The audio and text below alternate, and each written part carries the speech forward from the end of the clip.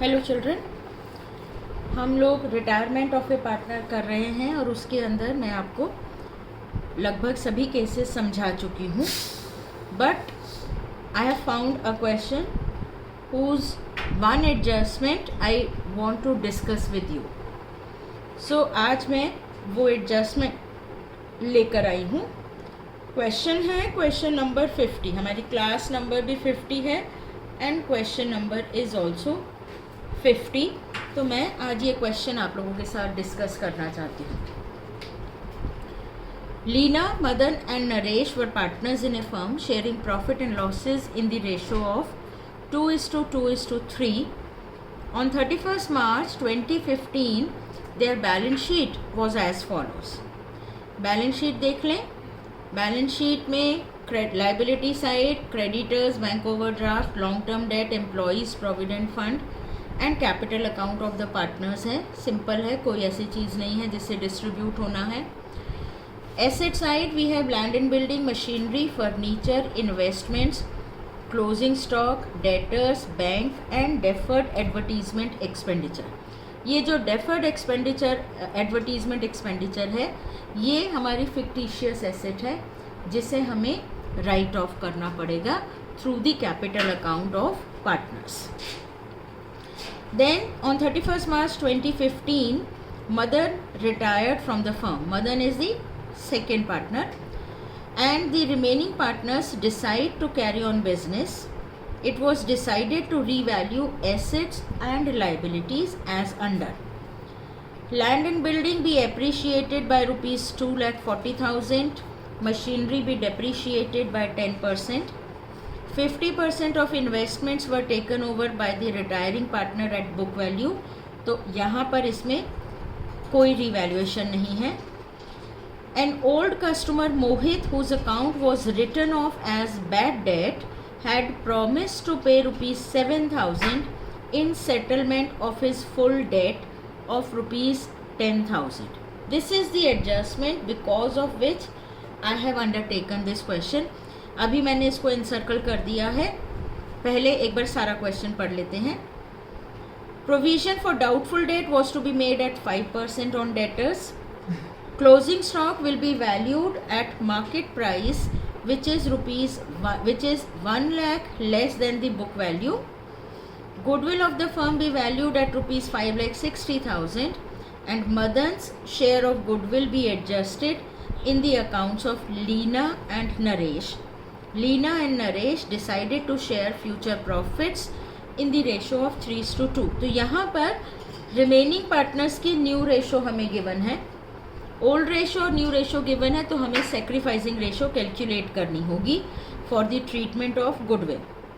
Total capital of the new firm will be 32 lakh rupees which will be in the proportion of profit sharing ratio of Leena and Naresh. यहाँ पर इन लीना और नरेश की capital को कैसे adjust करना है, थ्रू कैश और current account, nothing is given. अगर ऐसी सिचुएशन होती है तो हम एडजस्टमेंट कैश से ही करते हैं। Amount due to Madan was settled by accepting a bills of exchange in favour payable after 4 months। तो मदन को जो भी अमाउंट ड्यू बनेगा वो हम उसके लोन अकाउंट में ट्रांसफ़र ना करके उसे एक बिल्स ऑफ एक्सचेंज दे देंगे तो that will become a bills payable for us. So this is what is to be done. अब मैं सबसे पहले इस एडजस्टमेंट को डिस्कस कर लूँ आपके साथ। इसके लिए there are different point of views of different people and all the point of views have some logic with them. तो हम उनमें से कोई सा भी लॉजिक लगा के इसको एक्सेप्ट कर सकते हैं, इसको ट्रीट कर सकते हैं। An old customer Mohit whose account was written off as bad debt had promise to pay ₹7,000 in settlement of his full debt of ₹10,000। What does it mean? हमारा एक ओल्ड कस्टमर था जिसके अकाउंट को हमने कम्प्लीटली राइट ऑफ कर दिया था। उससे हमें 10,000 रुपीज़ लेने थे, हमने उसके अकाउंट को राइट ऑफ कर दिया था। Now he has promised us to pay ₹7,000। उसने हमें कहा है कि मैं आपको 7,000 दे दूंगा। क्या किया जाए इसका? वन पॉइंट ऑफ व्यू कहता है कि उसने सिर्फ प्रॉमिस किया है 7,000 रुपीज़ पे करने का, उसने हमें पे नहीं किया है। और जब उसने हमें पे नहीं किया है, प्रॉमिस किया है, तो इसकी कोई वैल्यू नहीं है। इसका मतलब इस एडजस्टमेंट को इग्नोर कर दें। लॉजिक बनता है थोड़ा बहुत कि भाई हाँ ठीक है, जब तक आता नहीं है, एक तो बैड डेट था, अब बैड डेट रिकवर होगी तभी तो उसको बैड डेट रिकवर्ड कहा जाएगा। सिर्फ प्रॉमिस के बेसिस पर हम कैसे कह दें? फिर अगर वो भाग गया, फिर हमारा पैसा डूब गया, तो दोबारा से हमारा नुकसान होगा। ठीक है। दूसरे लोग कहते हैं कि ये 7,000 जो उसने प्रॉमिस किया है पे करने का, इस 7,000 को हम डेटर्स में प्लस कर दें। उसने प्रॉमिस किया है ना, पेमेंट तो करा नहीं है, तो इस 7,000 से हम अपने डेटर्स को इंक्रीज़ कर दें। तो जब हम 7,000 से डेटर्स को इंक्रीज़ करेंगे तो हमारे डेटर्स जो यहाँ पे 4 लाख के हैं वो 4,07,000 के हो जाएंगे। तो ये 7,000 डेटर्स का इंक्रीज़ करना हमारा रीवैल्यूएशन में क्रेडिट साइड पे चला जाएगा। बट इसके साथ साथ जो आगे हमें प्रोविज़न करना है डाउटफुल डेट का 5%, वो 5% का प्रोविज़न अब 4 लाख पर नहीं, 4,07,000 पर होगा। 4,07,000 के हमारे डेटर्स बन जाएंगे, तो उसका 5% होगा। सो इस सेकेंड व्यू के हिसाब से हमारा जो प्रोविज़न है it will be 5% of 4,07,000। And तीसरा पॉइंट ऑफ व्यू है कि इस 7,000 को जो उसने प्रॉमिस किया है, ना तो हम नो वैल्यू माने और ना ही हम डेटर्स में दिखाएं, हम इसको सिंपली बैड डेट रिकवरेबल करके दिखाएं। उसने हमें प्रॉमिस किया है तो वो हमें पे करेगा ही, और जिस चीज़ के लिए उसने प्रॉमिस कर दिया है कि वो पे करेगा, अगर हम उसको रिकॉग्नाइज कर रहे हैं तो फिर उस पर प्रोविज़न क्यों?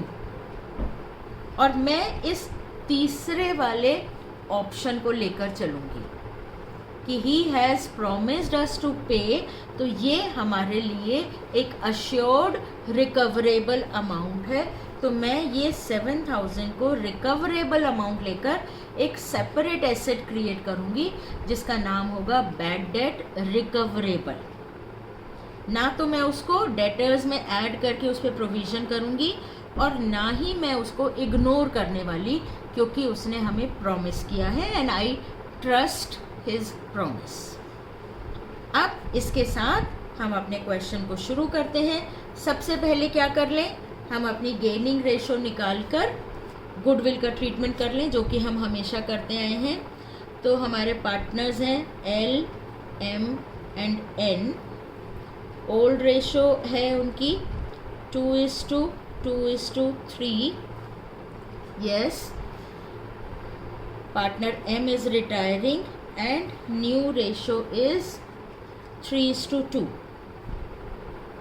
New ratio is 3:2. तो finding the gaining ratio. Gaining ratio is new ratio minus old ratio. Leena के लिए new ratio is 3/5 minus old ratio is 2/7. 2:3 upon में हो गया 7. Solving it, LCM 35, 21 minus 10, 11/35 and the third partner is Naresh. New ratio is 2/5 minus old ratio is 3/7. LCM 35, 14 minus 15, यानी नरेश का gain है -1/35. What does it mean? Naresh is also a sacrificing partner. तो अब Naresh compensate नहीं करेगा मदन को, बल्कि नरेश को भी कंपनसेशन मिलेगा, और लीना ना सिर्फ मदन को कंपनसेट करेगी बल्कि लीना नरेश को भी कंपनसेट करेगी। मदन जो हमारा आउटगोइंग पार्टनर था उसका शेयर था 2/7। Goodwill of the firm is, अब यहीं पर हम निकाल लेते हैं कितना कंपनसेशन उन्हें देना होगा या लेना होगा। तो ये जो गेन और सेक्रीफाइस आता है यहीं पर मल्टीप्लाई कर देते हैं हम गुडविल ऑफ द फर्म का। Goodwill of the firm is 5,60,000। So this is 7 5 जा, दिस इज 7 8 जा, 1 2 3 4 and this is 5, तो 16 16,000 into 11, 3 zeros, 11 6 are 66, 6 carry over, 11 1 are 11 plus 6 7. So this is 1,76,000 का कंपनसेशन लीना को देना पड़ेगा। 1/35 इंटू 5,60,000 कितना हो जाएगा? 16,000 माइनस है ना। तो हमारी गुडविल की क्या एंट्री बनेगी? Leena's capital debit to Madan's capital to Naresh's capital. Leena will be debited with 1,76,000. Naresh हमने निकाला 16,000 से कंपनसेशन मिलेगा और मदन का शेयर कितना था? 2/7 इंटू 5,60,000। फर्म की गुडविल 7 8 0 0 0 0, 80,000 इंटू 2, 1,60,000। कैलकुलेट करके ही आप ये वैल्यूज़ डालेंगे, एज बैलेंसिंग फिगर नहीं निकालेंगे, क्योंकि अगर बाय चांस कोई कैलकुलेशन में मिस्टेक हो गई then you will face difficulty. अब हम करते हैं अपना सॉल्यूशन शुरू। First of all will make revaluation account.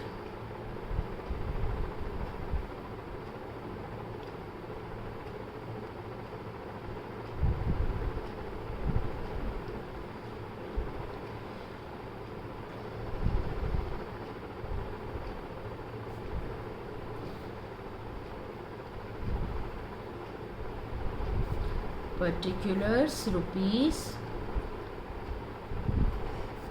particulars rupees. So first adjustment, land and building is appreciated by 2,40,000. तो buy land and building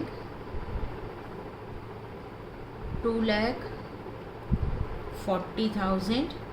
machinery भी डेप्रीशिएटेड बाय 10%, तो डेबिट साइड पर आएगा टू मशीनरी। मशीनरी है 5 लाख की, 5 लाख का 10% is 50,000। Then 50% of investment is taken over by retiring partner at book value, तो ये रिटायरिंग पार्टनर की कैपिटल में जाएगा। An old customer Mohit, whose account was written off as bad debt, has promised to pay 7,000 in settlement of his full debt of 10,000. हमने क्या treatment लिया है? हमने लिया है कि हम इस 7,000 के प्रॉमिस को अलग से दिखाएंगे। गेन हमारा बाय बैड डेट रिकवरेबल, हम इसको डेटर्स में प्लस नहीं कर रहे, तो 7,000 अलग से दिखाएंगे क्रेडिट साइड पर। Then next is provision for doubtful debt is to be made at 5%, so to provision for doubtful debt. Debtors हैं हमारे 4 लाख के, 4 लाख का 5% हो गया 20,000। Then closing stock will be valued at market price, which is rupees 1 lakh less than book value, यानी stock की value हमारी 1 लाख से कम हो रही है। डेबिट साइड पर आ जाएगा लॉस हमारा 1 लाख का।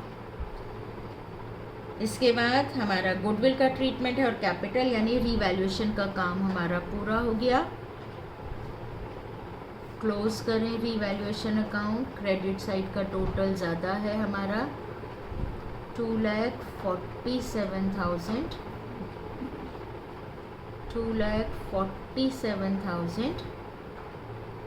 307 52777 14 कैरी ओवर 1 + 1 2 77,000 का हमारा प्रॉफिट आया।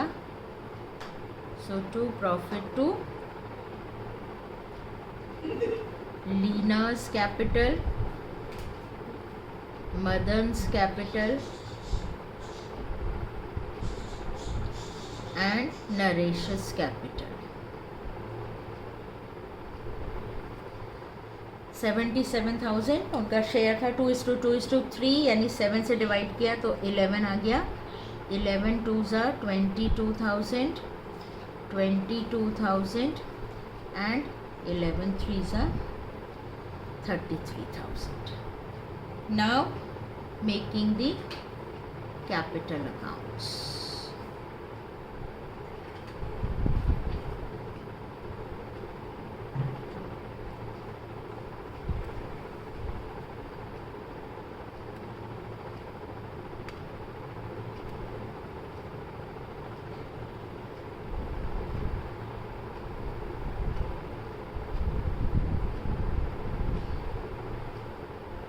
So the combined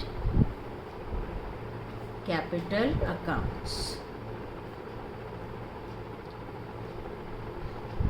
Leena, Madan and Naresh. Leena, Madan and Naresh.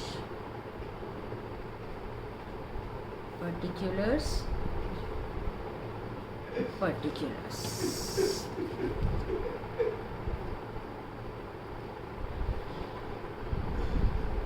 Now the first of all balance brought down. Leena is 12,50,000. Madan is 8 lakh. And Naresh is 10,50,000. यहाँ से liability side से कोई चीज़ नहीं जानी है, जाना है deferred advertisement expense asset side से, तो ये डेबिट साइड पर आएगा। To deferred advertisement expenditure 1 lakh का है। अब 1 लाख को 7 से हमें डिवाइड करना पड़ेगा, तो वर्किंग नोट्स में चलते हैं हम। 1 लाख डिवाइडेड बाय 7, 2:2:3 की रेशो में, ओल्ड रेशो में बांटना है। So this is 7 1s are 7, 3 remainder, 7 4s are 28, 2 remainder, 7 2s are 14, 6 remainder, 7 8s are 56, 4 remainder, 7 5s are 35, 5 remainder, 7.7। तो 14,285.7 इसको 2 से मल्टीप्लाई करें। 2 4 7s are 14, 1 2 5s are 10, 1 11, 2 8s are 16, 1 17, 2 2s are 4 5 28। सो 28,571 और इसको 3 से मल्टीप्लाई करें। 85.7 को 3 से, 3 7s are 21, 2 3 5s are 15 plus 2 7, 1 3 is 24, 1 5 2 is 6 to 8 and this is 42 857.1 and this is 28,571.4। यहाँ पे इसके अंदर हमारा 1 + 1 + 7 करके हमारे को हम थोड़ा सा वेरिएशन कर लेंगे या इसको 0.5 कर लेंगे। सो कितना हमारा अमाउंट आएगा,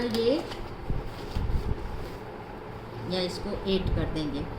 so this will be 28,571, 28,571, and this will be 42,858, so that the total becomes 1 lakh. After this goodwill का ट्रीटमेंट कर लेते हैं. Leena's capital to, Madan's capital to, Naresh encircle कर लें रिटायरिंग पार्टनर को. लीना के कैपिटल में 2, Madan's capital 1,60,000 to Naresh's capital 16,000. Madan and Naresh में by Leena's capital. In Madan 1,60,000, in Naresh 16,000. Revaluation का प्रॉफिट ट्रांसफ़र कर दें. 22,000, 22,000 and 33,000. Then what else is left? 50% of investment was taken by retiring partner. तो वो उसकी ड्राइंग हो जाएगी, डेबिट साइड पर आएगा. इन्वेस्टमेंट है हमारा 2 लाख का, 2 लाख का 50% हुआ 1 लाख. सो this is that we have done the goodwill treatment also, revaluation account also. अब हमें इन कैपिटल अकाउंट्स को क्लोज करना है. कैपिटल अकाउंट्स को क्लोज करने में सबसे पहले हम मदन का कैपिटल अकाउंट क्लोज करें. This is 60 + 22, 82,000 and 8 + 1 9, 9,82,000, 9,82,000. मदन का जो कैपिटल बैलेंस आएगा उसको अब हम उस मदन्स लोन नहीं कहेंगे, अब हम कहेंगे टू बिल्स पेएबल, क्योंकि हमें उसको फाइनली ये बिल एक्सेप्ट करके दे देना है. बैलेंसिंग फिगर निकाल लें. 9, 8 to 10, carry over 1, 6, 6 + 4 10, carry over 1, 9, 9 + 3 12, carry over 1, 3, 3 + 5 8 and 1 + 8, 8,53,429 का बिल्स पेएबल हो जाएगा. Capital account of Leena and Naresh. Leena और नरेश की कैपिटल अकाउंट हमने फिक्स कर रखी है 32 लाख पर, तो ये भी निकालना पड़ेगा हमें. 32 lakh in the ratio of 3:2. 32 lakh को पहले 5 से डिवाइड करें. 5 से डिवाइड करें तो 5 6 = 30, रिमाइंडर 2, 5 4 = तो दिस इज 6,40,000. 6,40,000 इंटू 2 हुआ 12,80,000 एंड 6,40,000 इंटू 3 हुआ 19,20,000. तो लीना की क्या बैलेंस है? टू बैलेंस CD 19,20,000 और नरेश का 12,80,000.